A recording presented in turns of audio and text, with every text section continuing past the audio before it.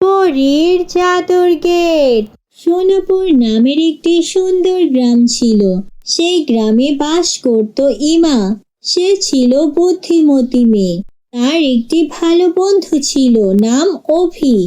গ্রামে সবাই সুখে শান্তিতে বসবাস করতে লাগলো।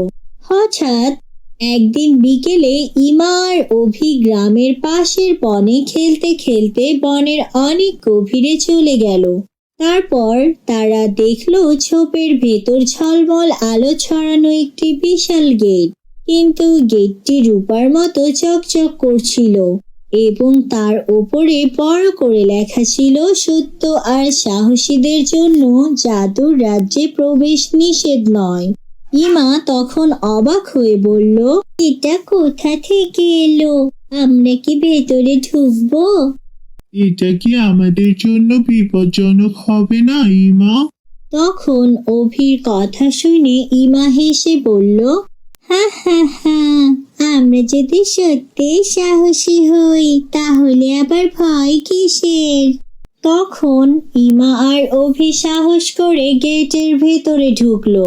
সঙ্গে সঙ্গে তাদের চারপাশ বদলে গেল।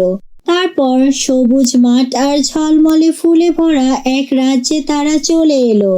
তখন তারা দেখতে পেল পাখিরা গান গাইছে, বাতাসে মিষ্টি ফুলের গন্ধ ভাসছে। হঠাৎ তাদের সামনে এক বৃদ্ধা এসে বললেন, তোমরা কারা? এখানে কি করতে এসেছো? তখন ইমা নম্রভাবে বলল, আমরা সোনাপুর থেকে এসেছি। এই জায়গা তো অনেক সুন্দর। আমরা জানতে চাই এখানে কি রহস্য লুকিয়ে আছে। তখন বৃদ্ধা মিষ্টি হেসে বললেন, এটা পরীদের রাজ্য, কিন্তু এখানে কিছুদিন ধরে অন্ধকার নেমে এসেছে। কারণ রাজ্যের জাদুর গাছটি শুকিয়ে যাচ্ছে। শুধুমাত্র সত্যিকারের সাহসী আর ভালো মনের মানুষ সেই গাছ বাঁচাতে পারবে। বৃদ্ধার কথা শেষ হতে না হতেই ঝলমলে আলো থেকে এক সুন্দর পরীর আবির্ভাব হলো। তার ডানা ছিল রূপার মতো চকচকে আর পোশাক ছিল নীল রঙের। তখন পরী বললেন, আমি জাদুর পরী। আমি দেখতে চাই তোমরা সত্যি এই রাজ্যকে বাঁচাতে পারবে কিনা। যদি পারো তাহলে তোমাদের জাদুর গেটের রক্ষক বানানো হবে। তখন পরী তাদের একটি জাদুর মানচিত্র দিলেন। তারপর ইমা আর অভি মানচিত্র দেখে জঙ্গলের দিকে হাঁটতে শুরু করলো। এরপর পথে তারা বড় বড় পাহাড় আর ভয়ঙ্কর শিকড় অতিক্রম করলো। হঠাৎই তারা দেখলো একটি বিশাল শুকনো গাছ। তার ডালগুলো কালো হয়ে গেছে এবং গাছটি কাঁদছে। আমাকে বাঁচাও, বাঁচাও আমাকে। তখন পরী বললেন, গাছটি বাঁচাতে হলে তোমাদের 3টি কাজ করতে হবে, সত্য বলা ও সাহসিকতা দেখানো আর অন্যের উপকার করা। প্রথম কাজ সত্য বলা। তখন গাছের পাশে একটি দুষ্টু লোক এসে বলল, আমি তোমাদের পথ দেখিয়ে দেব, তাহলে বলো তোমরা কি আমাকে বিশ্বাস করবে?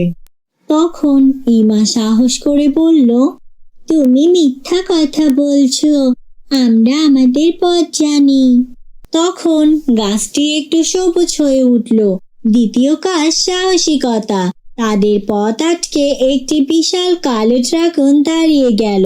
তখন ড্রাগন দেখে অভি ভয়ে কাঁপছিল, কিন্তু ইমা বলল, আমরা ভয় পাবো না। তখন ইমার কথা শুনে ড্রাগন হঠাৎ মিলিয়ে গেল আর গাছটি আরো সবুজ হলো। তৃতীয় কাজ উপকার করা। গাছের পাশে একটি ছোট্ট পাখি তার ডানা ভেঙে পড়েছিল। তখন অভি দৌড়ে গিয়ে পাখিটিকে পানি দিল আর ডানা বেঁধে দিল। তখন পাখিটি উড়ে গিয়ে বলল, তোমাদের ভালো কাজের জন্য জাদুর ফুল ফুটবে। তখন গাছটি হঠাৎ সম্পূর্ণ সবুজ হয়ে উঠল। তার ডাল থেকে ঝলমলে ফুল ফুটে উঠল।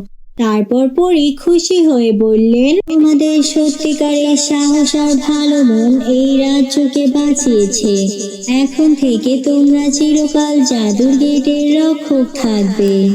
তখন ইমা আর অভি পরীর থেকে শুভেচ্ছা নিয়ে ফিরে এলো এবং গ্রামে ফিরে সবাইকে এই গল্প বলল।